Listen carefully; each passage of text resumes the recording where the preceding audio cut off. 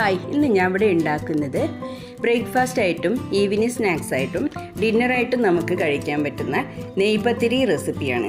ഇതെങ്ങനെ വളരെ എളുപ്പത്തിൽ ഉണ്ടാക്കാം നോക്കാം. ഞാൻ ഇവിടെ എടുത്തിരിക്കുന്നത് 1 ഗ്ലാസ് പുട്ടുപൊടിയാണ്. അതിന് ആവശ്യത്തിന് ഉപ്പും ചേർത്ത് ഒന്ന് മിക്സ് ചെയ്തിട്ട് അതിലേക്ക് പുട്ടുപൊടി അളന്നെടുത്ത് അതേ കപ്പിൽ 1.5 കപ്പ് വെള്ളം നന്നായിട്ട് തിളപ്പിച്ചതിന് ശേഷം അതിലേക്ക് ഒഴിച്ചിട്ടൊന്ന് മിക്സ് ചെയ്തിട്ട് ഒരു 10-15 മിനിറ്റ് അടച്ചു വെക്കണം. ആ സമയത്ത് ഒരു മിക്സ് ഉണ്ടാക്കണം. തേങ്ങാ മിക്സ് 6 ടേബിൾ സ്പൂൺ തേങ്ങയും ഒരു 1/2 ടീസ്പൂൺ ജീരകം, ചെറിയ ജീരകവും വലിയ ജീരകം 1 ടീസ്പൂൺ ഫുള്ളും ചേർത്തിട്ട് ഒരു 5-6 ചെറിയ ഉള്ളി ഇതിലേക്ക് ചേർക്കുന്നുണ്ട്. ചെറിയ ഉള്ളി ചേർക്കുന്നതാണ് കുറച്ച് ടേസ്റ്റ് കൂടുതൽ കിട്ടുക. ചെറിയ ഉള്ളി ഇല്ലെങ്കിൽ മാത്രം ഒരു ഹാഫ് സവാള ചേർത്തിട്ട് ഒന്ന് ക്രഷ് ചെയ്തെടുക്കണം.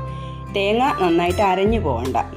ക്രഷ് ചെയ്തെടുത്ത തേങ്ങ അടച്ചു വെച്ച പുട്ടുപൊടി മിക്സിലേക്ക് ചേർത്തിട്ട് ഇളം ചൂടോടുകൂടി നന്നായിട്ട് കുഴച്ചെടുക്കണം. നന്നായിട്ട് കുഴച്ച് ഒന്ന് മയപ്പെടുത്തി എടുത്തതിന് ശേഷം അതിലേക്ക് ഞാൻ ഒരു 1/2 ടീസ്പൂൺ കരിഞ്ജീരകം ചേർക്കുന്നുണ്ട്. ഇത് ഓപ്ഷണലാണ്, ഒരു നിർബന്ധവും ഇല്ല. നന്നായിട്ട് കുഴച്ച് വെക്കുക. ആ സമയത്ത് എണ്ണ ചൂടാവാൻ വെക്കാം. ഒരു പാനിൽ അല്ലെങ്കിൽ ഒരു കുഴിയുള്ള ചീനച്ചട്ടി എടുക്കാം.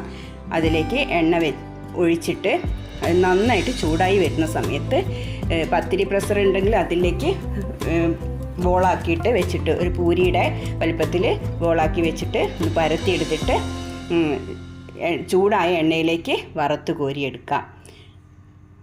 നല്ല ചൂടായി നിൽക്കണം. പത്തിരി ഇടുന്ന സമയത്ത് കുറച്ച് നേരം അങ്ങനെ വെച്ചിട്ട് ജസ്റ്റ് ഒന്ന് ഇളക്കി നോക്കുമ്പോഴത്തേക്ക് ഇത് പൊങ്ങി വരും നന്നായിട്ട്.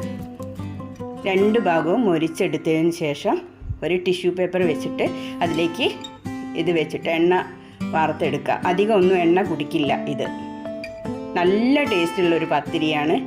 എല്ലാവരും ഇത് ട്രൈ ചെയ്ത് നോക്കണം. Thank you.